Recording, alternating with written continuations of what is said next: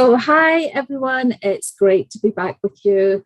And we hope you all had a wonderful Christmas. We're obviously recording this post Christmas, in between Christmas and New Year. But here we are again, the Mindset Junkies with episode 2. I'm Allie. And I'm Stephen.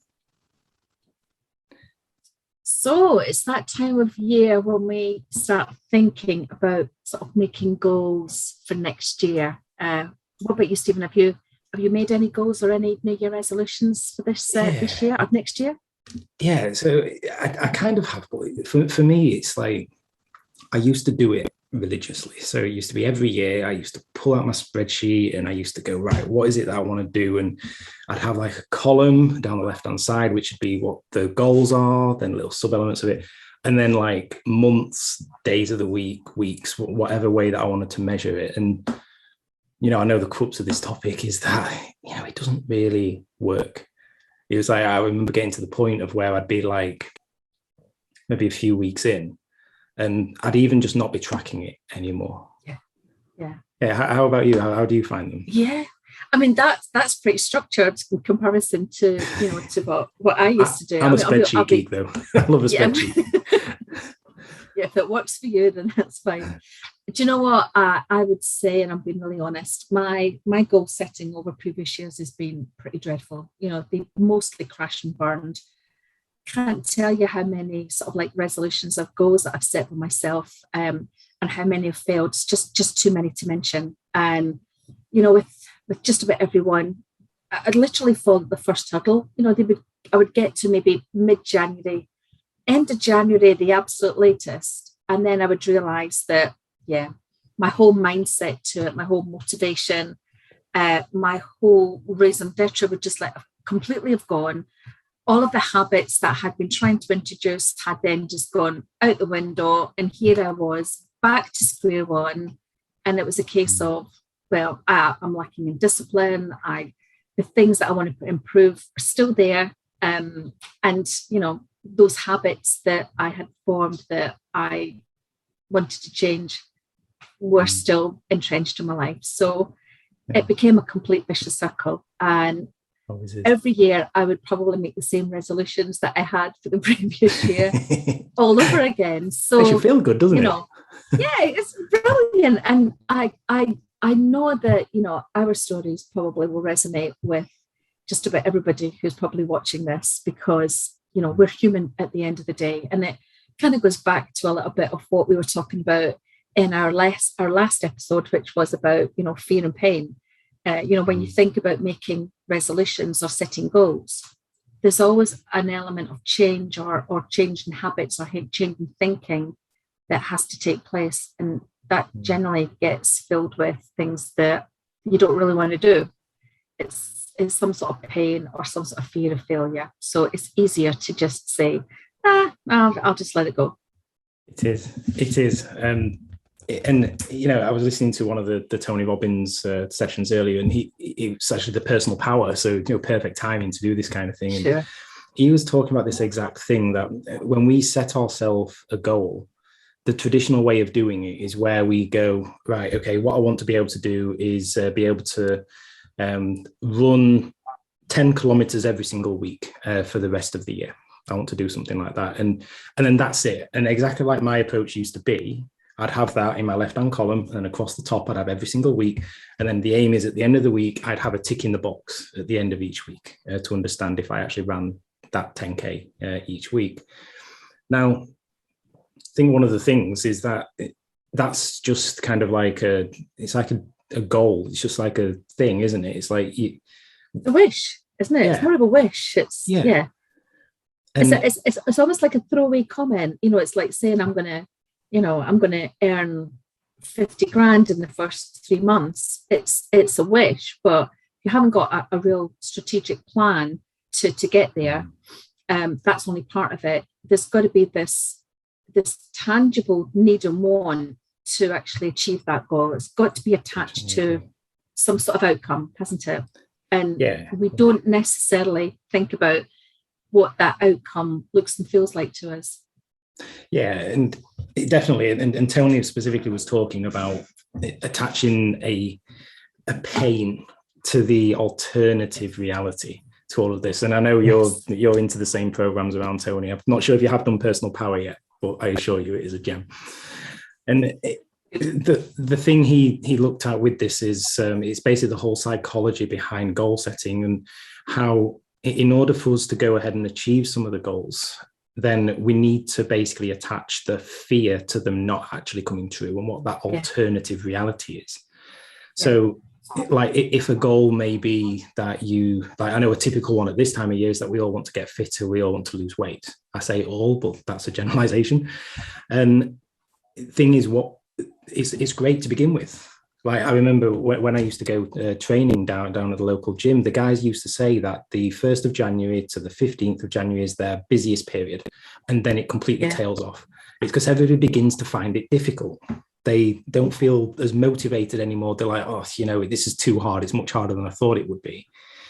But the thing to really set the goals in play is to think about, well, first off, why it is that you actually wanted that goal and why you wanted to make that change in the first place. The next stage is to then fast forward, say 12 months or even 5 years or whatever moment in time you want, and think about, if you didn't take the action that you want to today, then what is your life going to look like? And you can really go to town on this and have like some really deep sense of pain. And that's the aim, get the pain associated to it. So it could be that, you're ultimately, this is one of mine personally, right? I'm striving to live a very healthy lifestyle going forward, or at least as healthy as I want it to be. And it's for the sole reason that I want to be around for my children's children. I don't want anything else right around that. I don't want my children to go through the same pain that I did at losing my dad.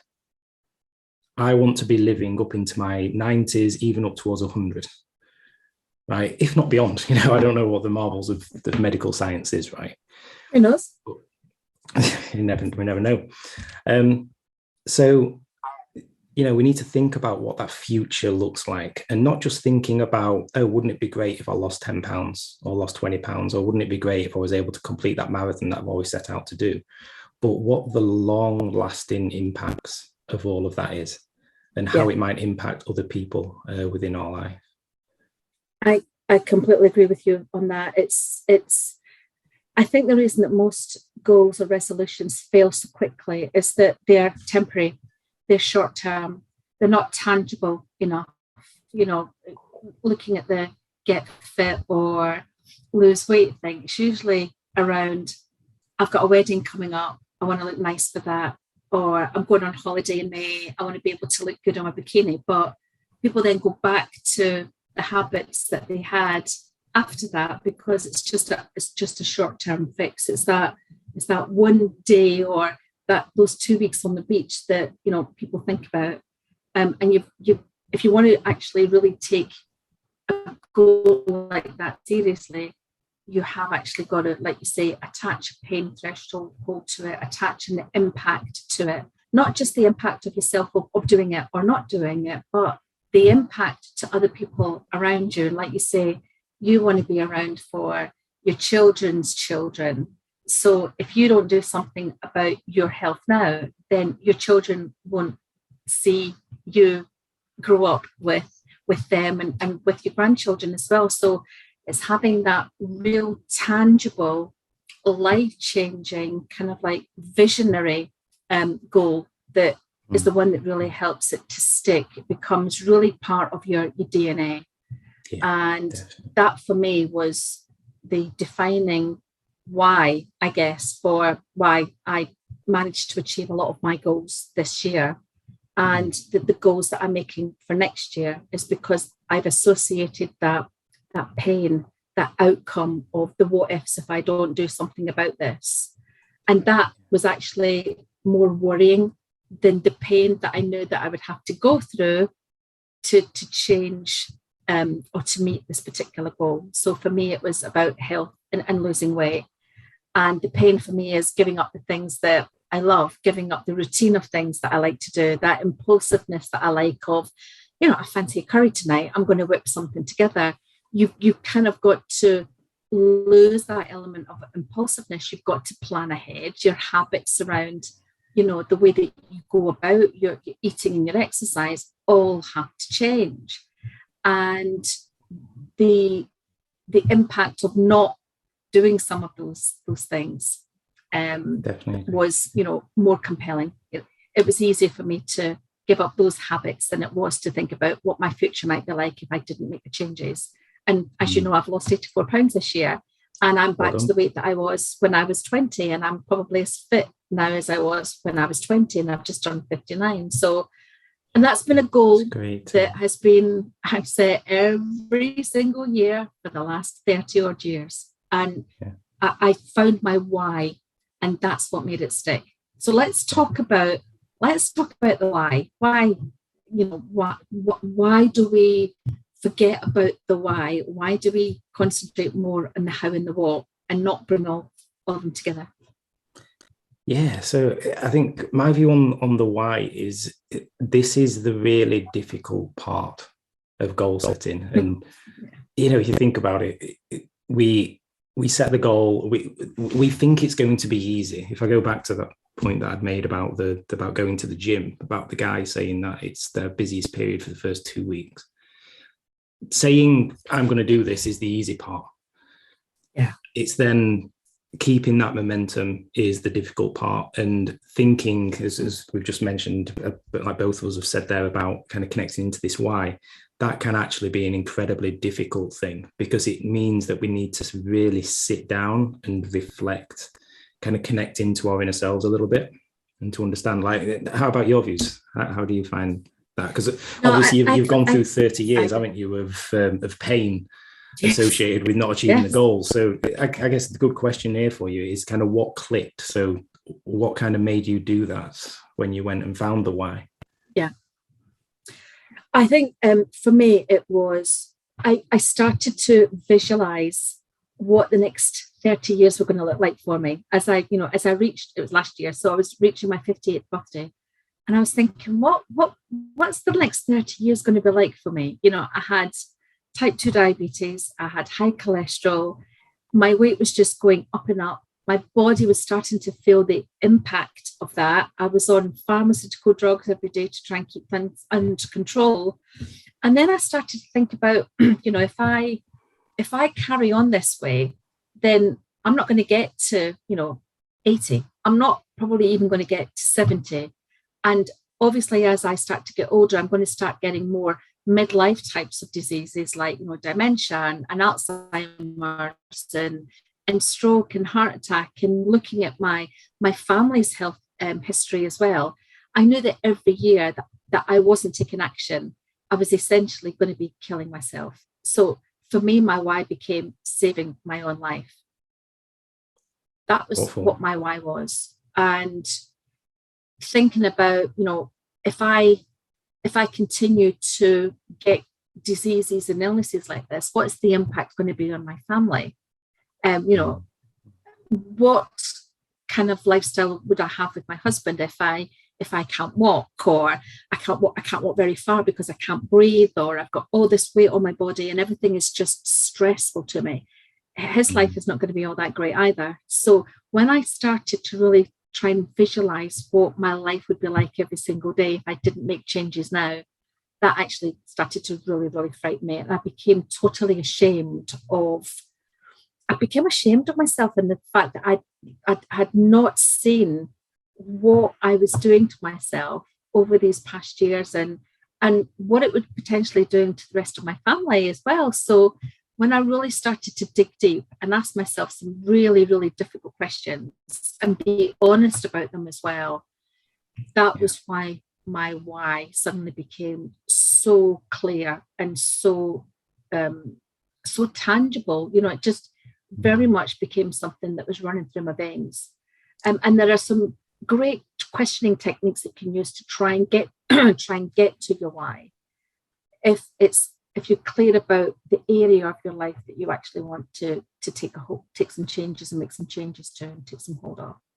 Yeah, I think we should explore those. Surely, I think you've made a really, really valid point there. And I think this applies to, it could be pretty much any goal that you do set. And that's about what the impact to others is. So quite often we do look inwards, don't we? And we do think, okay, so the benefits are for me. And sometimes we may look at that and think, well, taking this action, taking this goal is actually quite selfish. But basically, if we go back to the fitness, me spending all the time in the gym, or me spending all the time running, cycling, whatever exercise we want to do to help us to improve, it's potentially time away from family.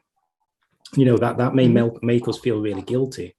If I look at my position in this, so I've got 2 young children, and I like running. I go running as a key part of my fitness, and it's like if I looked at this from a selfless perspective, then I wouldn't go out running. I'd be spending more time helping my wife with the kids and spending more time with them. Whereas the running actually helps with my health and fitness, but then it also helps with my mental health as well. So it helps me to de-stress. Like the kids stressful. Most of us have been there.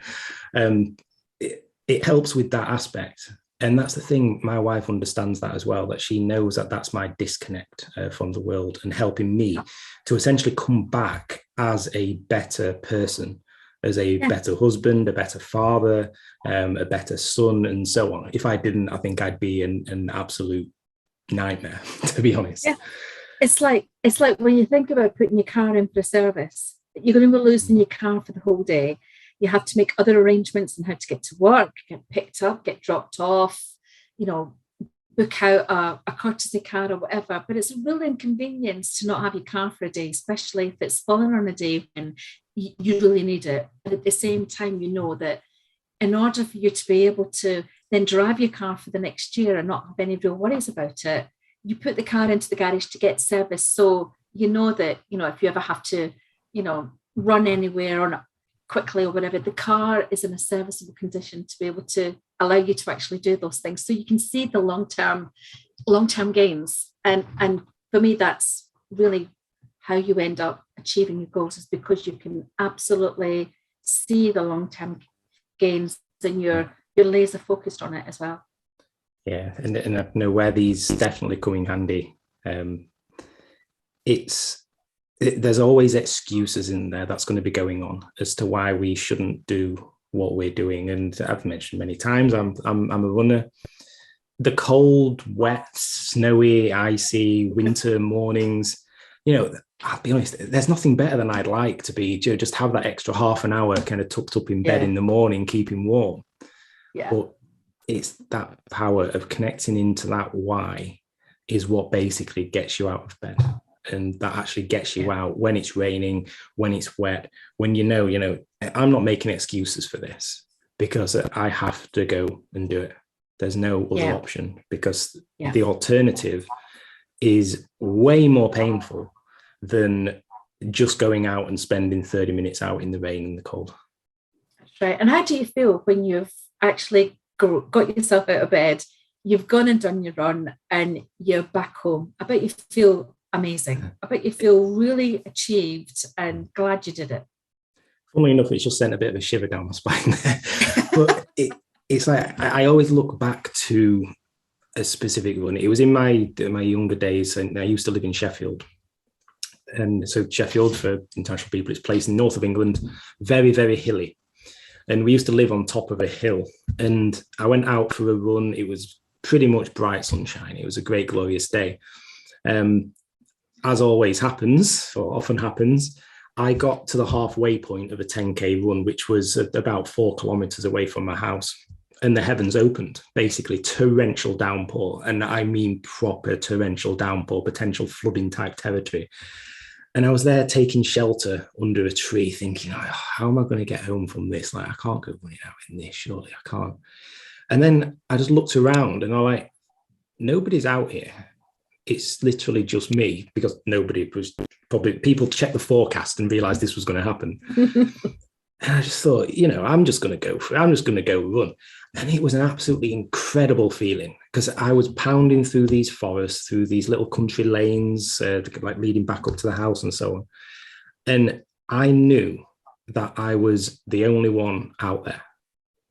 You could say partly because of stupidity, but I was the only one there who was out running at that time.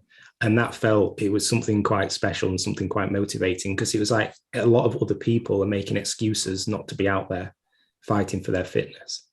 And that's the same quite a lot of the time in the morning, that there's very few people out there. And I like to think to myself, I know this isn't the reality, is that there's a lot of people out there that are actually making excuses to not come and do what I'm doing here. And I'm not one of them. I'm out there. I'm doing it. No, I made plenty of excuses for myself as to why I wasn't achieving my goals. I would top myself up, and then I would top myself straight back down again. So yeah, it's not as easy as it sounds, but there are some really good questions that you can ask yourself to really determine how much you really want to change this aspect of your life, or achieve a goal. And it's up to you really how big or how small you actually want to make this. And I always say, maybe start off with some like quite small timescales or small steps towards achieving the big goal. Chunk it down into timescales or sizes or steps that you think are manageable for yourself. So some of the questions I asked myself was if I knew I couldn't fail, what would I do? If failure was, not even an aspect of, what I was trying to achieve, what would I do? Well, we would do just about anything, wouldn't we? If failure was not an option, you would do it. How will achieving this goal impact me and people around me? What happens if I don't achieve my goal? And that doesn't mean I just stand still where I am now. There's always got to be consequences of not changing something. What small steps can I take right now that will help me get a little bit closer to my goal? So that kind of goes back to, look at perhaps a big goal and actually break it down into small aspects, because small steps mean big successes. What am I prepared to struggle without to achieve my goal? What are the things that I'm prepared to give up? Like you said, a little bit less time with your children, but the long end goal is obviously it pays it back.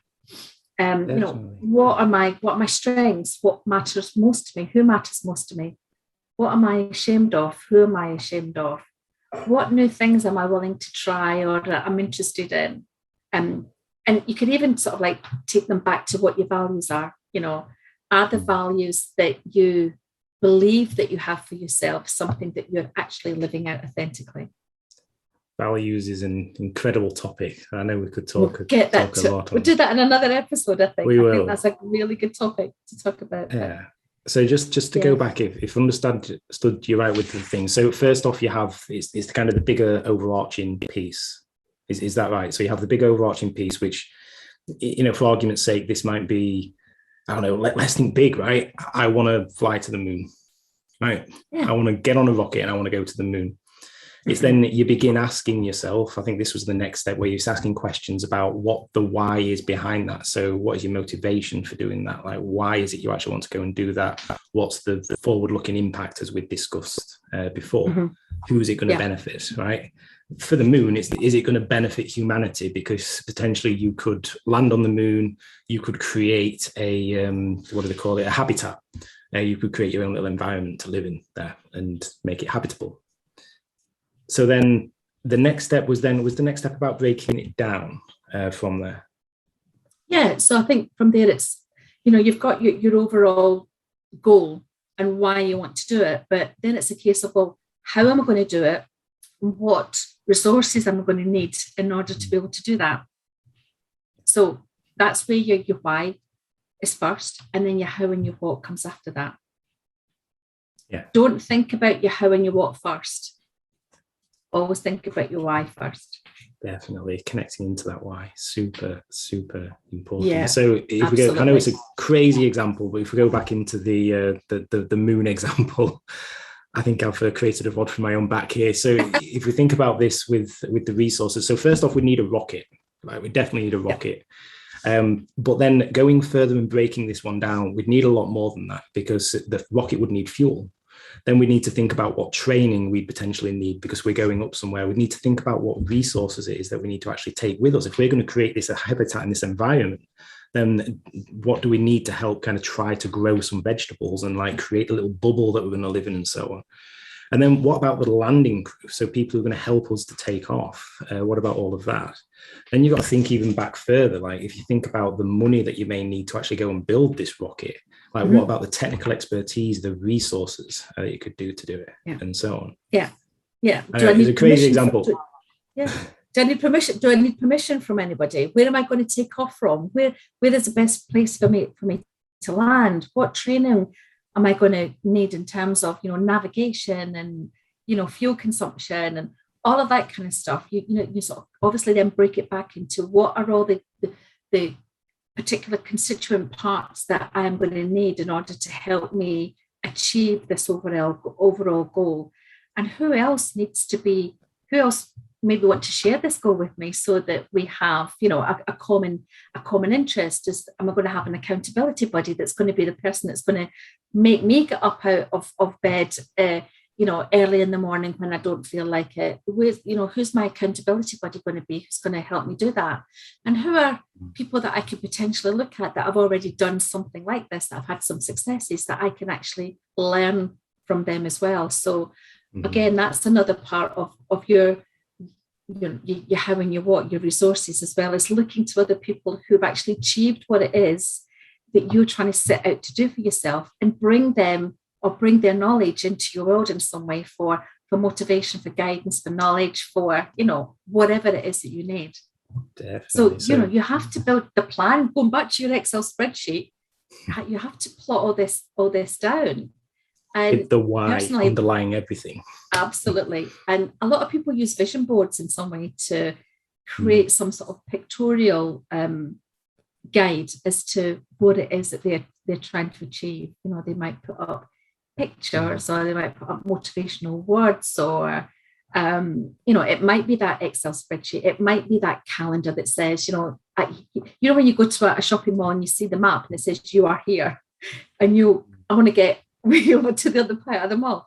You may even draw some sort of map or some sort of plan as to how and when you're going to achieve those things, but you break them down into little particular goals, and every part of the goal or everything that you achieve, you tick it off as a success because it's one step closer to your overall goal.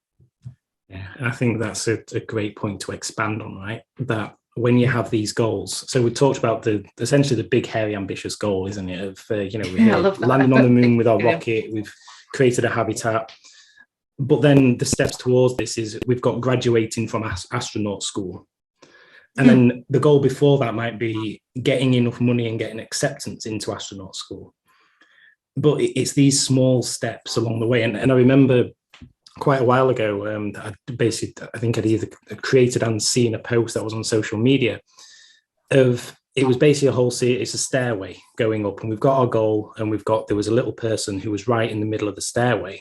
And it's like, we may look towards our big, hairy, ambitious goal and think, well, I'm not making any progress towards this. Like, I've still not achieved it, even though I thought I might be like well on my way towards it. But the thing is, what we don't often do is actually turn around and look back to see how far it is that we've actually come on this. So I think that's another really important part of setting goals, that we need to reward ourselves for the progress that we have made, however small that may be, right? We need to celebrate those wins to help to keep that motivation going.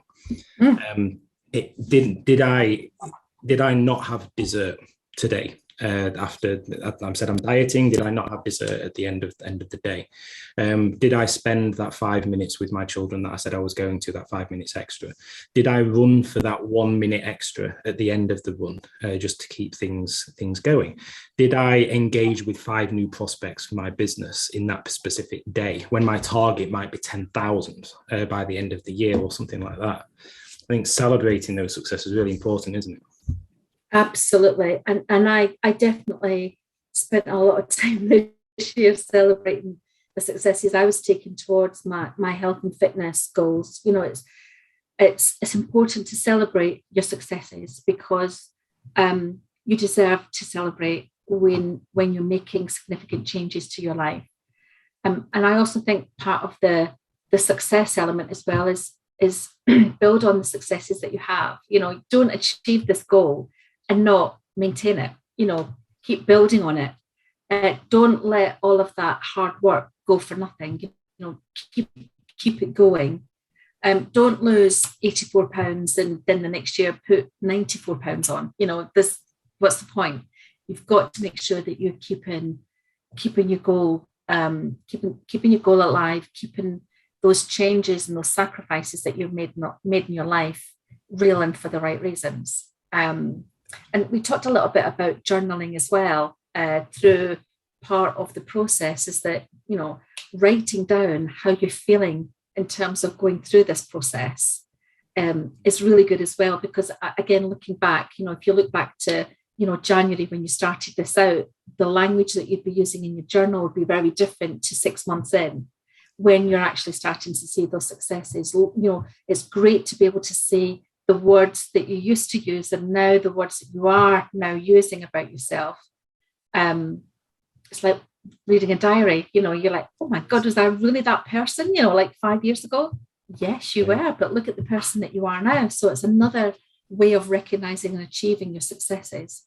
Yeah, so with the journaling, to the resources of this, we'll add in some. I'd recorded it. It was basically a guided meditation that I'd recorded on journaling, and it's just offering different prompts that you can begin to do. And I'm pretty sure we spoke about it last time, where it's not recording a diary in a traditional sense. It's where what we're looking to do is really tune into the subconscious and understanding what is going on behind the scenes.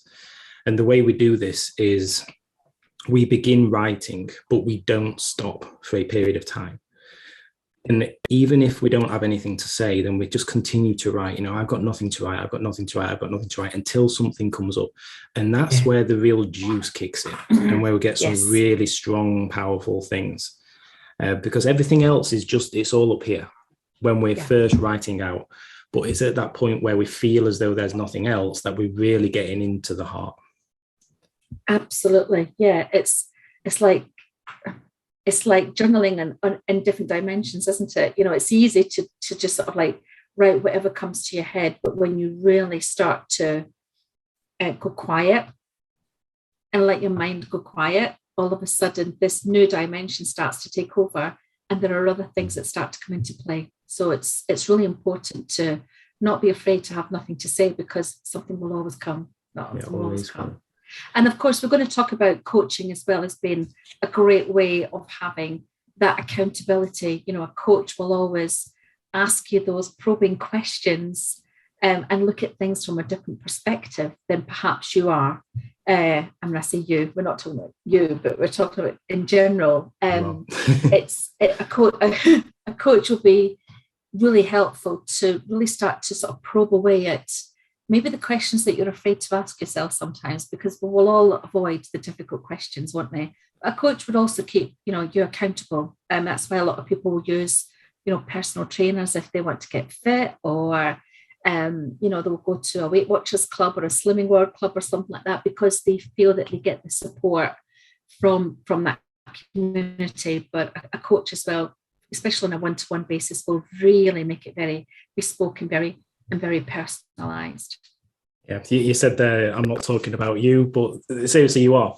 Because talking about you. I'm of the view, and I'm sure you are as well, because I know we're in the similar circles, is that an outside perspective is always valuable. And, that's the role that the coach plays. That, I personally believe that everybody should have at least one, and possibly one for different areas of their life. Like I know people who've got several, one for fitness, one for nutrition, one for business, one for mindset, and so on. You can actually really go to town with these. And it's kind of, as you said there, Allie, isn't it? It's like bringing certain questions to the table that you hadn't really thought of yourself. There's many times that I'm sat in a session with my coach, and it just brings up something that was right in front of me. And I had absolutely no idea. It was like, whoa, okay. I saw it. I just didn't think. I didn't acknowledge it or even want to acknowledge it. Yeah. And, the other thing you mentioned about the trainers, it's the accountability, there's a lot that we can do ourselves, 100%. There are also other things that push the boundaries. And this time last year, I was doing personal training, and I can 100% guarantee that I will never push myself as hard as them guys pushed me myself. Yeah. I go out running and I go at a decent pace, but I just remember many sessions, and I kept going back for some strange reason. But 6:30 in the morning, I would be on the floor, borderline throwing up and passing out, because them guys worked me that hard. And it's like our bodies ourselves, we wouldn't put ourselves through it. Like, we need somebody to be screaming at us to basically go and do this. It works differently for the people, but I know them guys, they used to take pride in it. It's like they used to always take a photo, and they used to have like a bit of a league table for how long it took for their client to hit the floor. It was pretty brutal, to be honest, but they got the results. They got results. Absolutely. So I guess just before we wrap up, I think our sort of like moral to this particular episode and this particular subject matter is that, it's good to make goals. It's good to make New Year resolutions. It's not good to not have your tangible why as to really why you're doing it. And it's not just a short-term fix. It's got to be something that is going to fundamentally change your life. And really think about your why as to why you want to make these changes for yourself, not because someone else is telling you that that's what you need to do. It's got to be something that you want for yourself. And then once you've found your why, is think about and plan out your how and your what, the resources that you are then going to utilize and need to have around you to help you achieve your goal.